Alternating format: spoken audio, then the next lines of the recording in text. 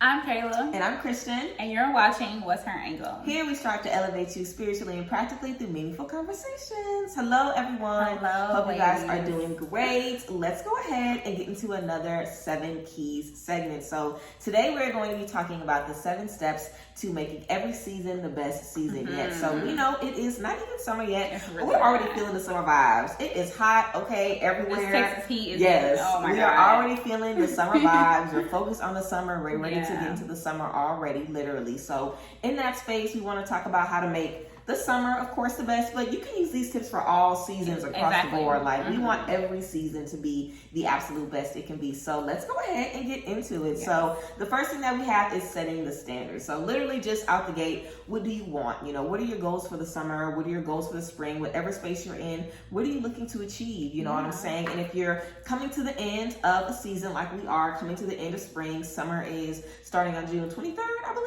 So coming into the end of spring, thinking about, you know, if there's some spring cleaning that you haven't done yet, if there are certain things that you need to get rid of, or certain things that you need to do in order to prepare for your next chapter, you know, just literally setting the standard and figuring out what you want to do and literally starting it. You know, you have to set the standard for yourself. And I have been in the gym for, I would probably say, about like 8 weeks now.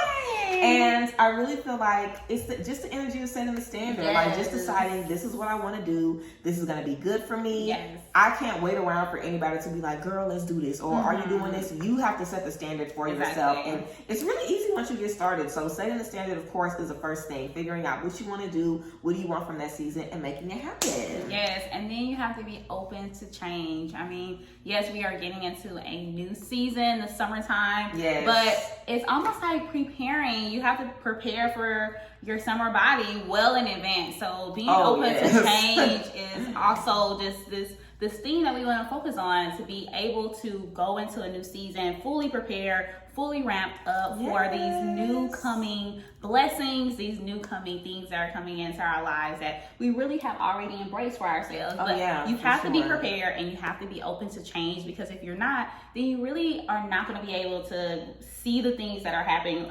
unfold in front of your eyes, and you're not going to be able to accept and move forward for the things that you want to have in your space for this new season. So be open to change is our next step. Yes, and when we're talking about just being able to accept what happens, that is so important. Like, so much stuff happens that can be outside of what your list of things that you need to do can be. Like, you can literally have anything come in your plans and mess everything up. You have to scratch and start from, you know, ground zero all over again. And that can really throw you off. But if you spend less time being upset that the plans didn't come together, you can spend more time focusing on how to get back on track. You know, like, a lot of times, like, let's say, for example, you can't go on a certain trip, or you have to take another job, or something just didn't work out for you. The more time you spend upset about that, you know, the less time you can spend stepping into that new space. So we definitely want to make sure that we're just accepting our mistakes as well.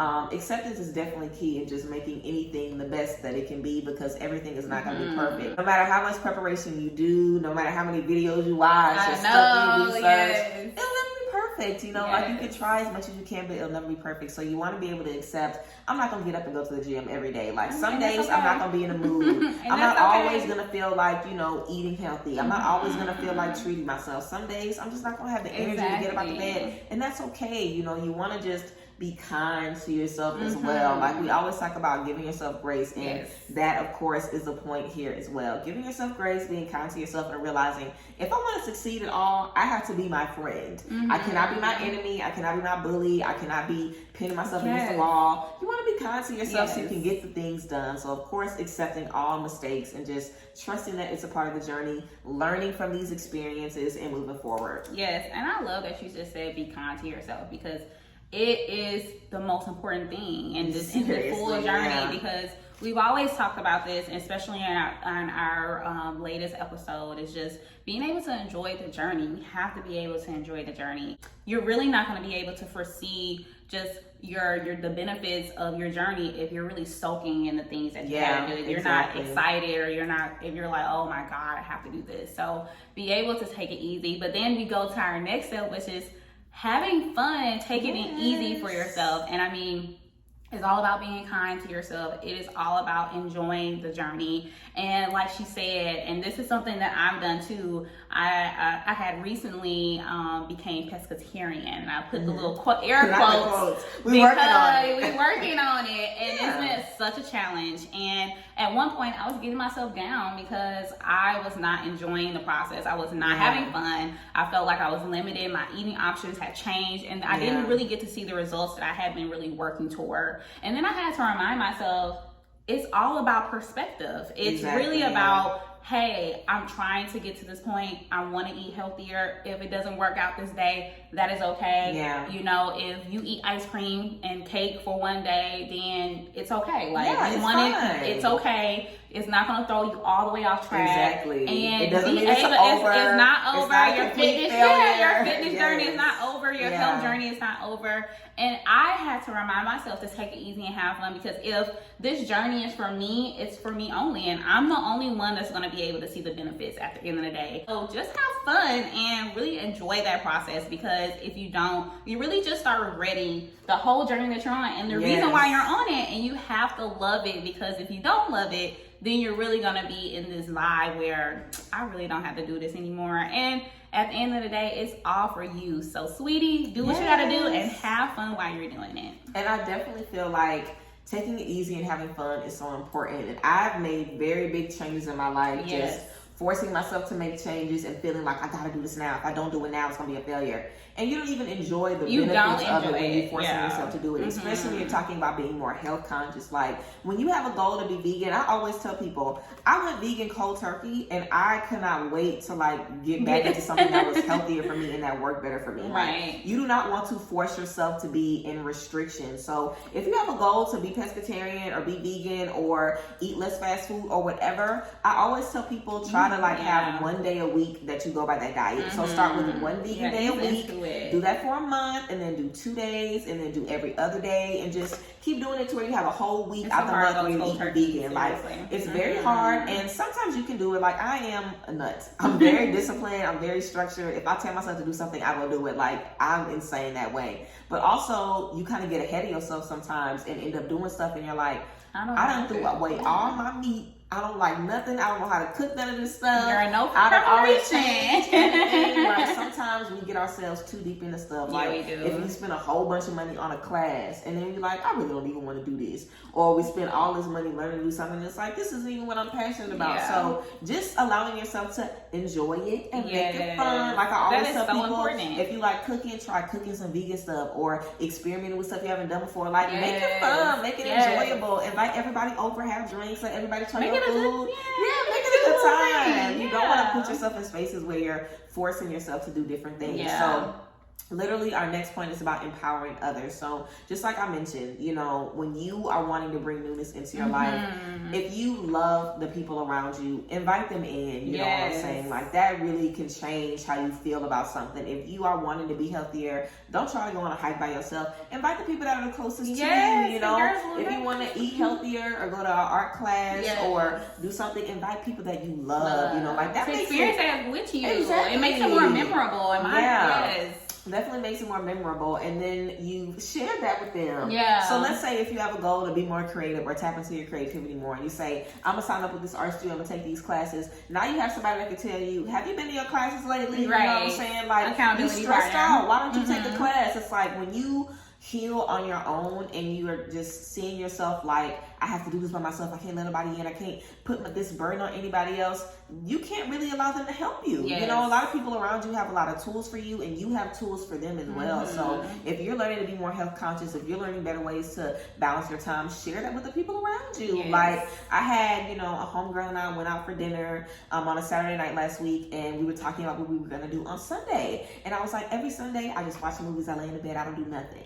And she was like, I've never done that on a Sunday. And I was like, you know what? This Sunday, don't do nothing. I was like, girl, take a bubble bath, just relax. And she told me the day that she did it. She was like, I took your advice, girl. I didn't do nothing. I took a free Sunday. I feel recharged. I feel good. It's nothing better. A lot of times, and a lot of times you have different tips, you know, and different things that make you feel good that you want to share with your community. And that makes it so much better because now you have the people that you love with you in this space. Yes. So literally you want to use the people around you as much as you can to lift you up, because lifting you up is going to be lifting them up, of course. So that's definitely something that we want to remember as we're going into any season across the board. Just really allowing the people that are there for you to be there for you, letting them stand up for you, and just love you and give you the energy that you need. Yes, and this honestly reminds me of something that is going on right now with my twin sister and I, where she actually started crocheting, and she knew that. Crochet. Yes, so she's like, in 5th grade. oh my God, yes, it's like getting back in style. Crochet. Like, it's just something like to really do. And Yeah. I never thought about, I've always had hobbies and I've always had things that I like doing, but nothing like to literally sit down and make me be patient about stuff. Yeah. Like, It it's always really go. takes patience. Yes. Yeah. And so she advised me, she was like, you should really pick back up your sewing, because I actually started sewing and then I stopped because I was getting frustrated. Too. All of that stuff, like, it takes so much time. It does. But it really makes you It makes you sit down. It be makes quiet, you sit down. focus, Yes. plan, it's steps. Like, Yes. it's good for your brain. It's really good for your brain, which Yeah. basically goes to our next step, which is planning ahead. Yeah. And when I am about to pick back up sewing, and I'm actually looking at videos on YouTube, looking at things that I need, the tools that I need. The first time that I went down this road of wanting to sew and want to learn how to sew, I wanted to make clothes. And so I initially went and bought a sewing machine with no guidance, nothing to literally tell me, hey, you need this, you need scissors, you need pins, you need the chalk to be able to pattern. You need a pattern, you need measuring tape. You need a ruler, you need all these tools to be able to be successful,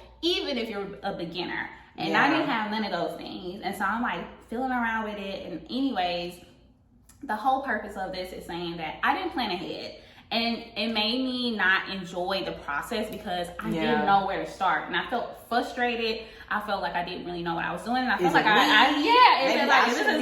this is not me. Yeah. And that was 2 years ago. And then I had someone to empower me. I had my sister to empower me and say, you should pick that back up again. I think you'll be really great at this. I enjoy crocheting. I like it. And I think this is your niche, and you should be empowered to go toward the niche that you said you wanted to do. And that's the thing. It's really about telling your friends, telling your family members about the things that you enjoy. Yeah, exactly. Even if you don't pursue it immediately, they know that. And when they're able to go into something and be successful, they can rethink and say, if I can be successful, you can be successful. And you can be able to plan ahead. And that's really is what it's all about, is really enjoying the process, knowing what you need to have to be prepared to be successful, and to ensure that whenever you go into these first moments of whatever you want to do, if it's a hobby, if it's running a marathon, what do you do before running a marathon? You have to condition your body. You have to be able to train yourself. You have to be disciplined and like getting up in the morning and do certain things during the time frame and make sure that you can hit these deadlines to be able to get to a certain point that's feasible to win a race. So really be able to plan ahead, make sure that you know the tools that are going to make you successful, and to be able to really go forward and do the things that are going to have you win the race. So plan ahead, and that will make you successful in all of your journeys. It definitely will. And I love that you were talking about just getting frustrated because we get into something too much. Like a lot of times we really bite off more than we can chew. Exactly. And we have to remind ourselves, I am a beginner at this. I'm just getting started. This is a new concept for me. This is a new thing. Let me relax. Let me take it a step back, especially when you're talking about sewing and crocheting, like intricate stuff. Like, oh my God, you literally can mess up something and have to undo a lot of work. Like a lot of times, and that's how it is with a lot of things when you're learning them for the first time, and even as you're continuously learning stuff, you just want to be open to you just want to be open to making sure that you have thought these things through. Exactly. And that when you sit down, at your sewing machine, I remember I learned to sew as, a little girl, and I'm glad my mom taught me as a little girl, because that's something everybody used to learn in school. Like in home ec. You learn how to sew and like make basic stuff. So my mom taught me how to sew like buttons on stuff. I had blankets at the house. Girl, I know what to call whenever I need something done. And I literally still hem a lot of my stuff, like all of my stuff I sew on hand. It does take a very, very long time, but it's good to have things that you can use for different stuff. Exactly. If you need something to just kind of sit you down and, you know, relax you, I keep me some needles and yarn. If I ever need to, you know, make a little pocket or, you know, make a little glove or something, like, it's good to have different things at your disposal, you know what I'm saying? And definitely planning ahead as we're stepping into new things allows this to be something that makes you feel better instead of just another chore or, you know, something that is stressing you out. And that literally brings us to our last point, which is just choosing joy. You know, like overall, you want to remember, I started this to make myself happy. I started this to bring joy in my life. I didn't start this to add something else to stress me out. I didn't start this to make me feel inadequate, you know, and a lot of times we go after these goals and that's what they do sometimes. You know, that's not the outcome that we're looking for. That's not what our intention is. But if you know, start something and you're not prepared, you can feel, like you were saying, frustrated or overwhelmed, or, you know, sometimes we just get ourselves in situations and instantly regret them and come down on ourselves really, really hard instead of just, again, accepting our mistakes, taking it as a learning opportunity. So you just want to remember, like, hey, when I set out to make these changes, I had the best of intentions. I'm not going to be this hard on myself as I'm trying to carry this out. I have to remember what my intentions were. You know what I'm saying? You want to remember that you started to do this to bring joy and happiness into your life. So remember that as you are trying to make changes and just, you know, set yourself up for beautiful things in the future. So yes, guys, that is tea. We hope you guys appreciated this video, all about making every season the best one that you have had yet. So we just hope that this encourages you guys to make goals, be honest with yourselves, be kind to yourselves, talk to the people around you, talk to your community, let people around you know what you are working on. Ask them what their goals are as well. Like, have a conversation, support each other, because we always want to be enjoying ourselves as much as we can. And I always think it's best to look at life in the sense of seasons or years, you know, planning for the next 60 days, planning for the next 90 days, because it just allows you to set goals and stay motivated without thinking about the next 50 years of your life, you know what I'm saying, and going crazy and getting overwhelmed. So literally just focusing on a season, you know, focusing on how to make the most of the moment that you are in and learn as much as you can and accomplish as much as you can as well. So yes, everyone, we appreciate you guys. So yes, guys, we definitely enjoyed this month all about being open, being welcoming, enjoying these new spaces, enjoying these seasons, enjoying the summer, and your well-rounded success story. Making your own decisions and choosing what you want, choosing how you want to step into your success. Happy summer. We are welcoming a new season, and just be able to be prepared. We gave you the tea here.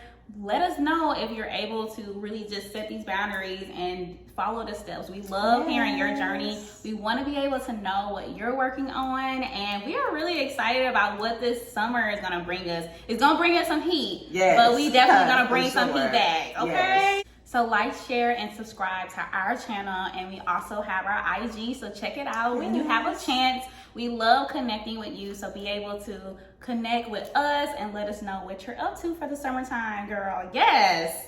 Bye, ladies.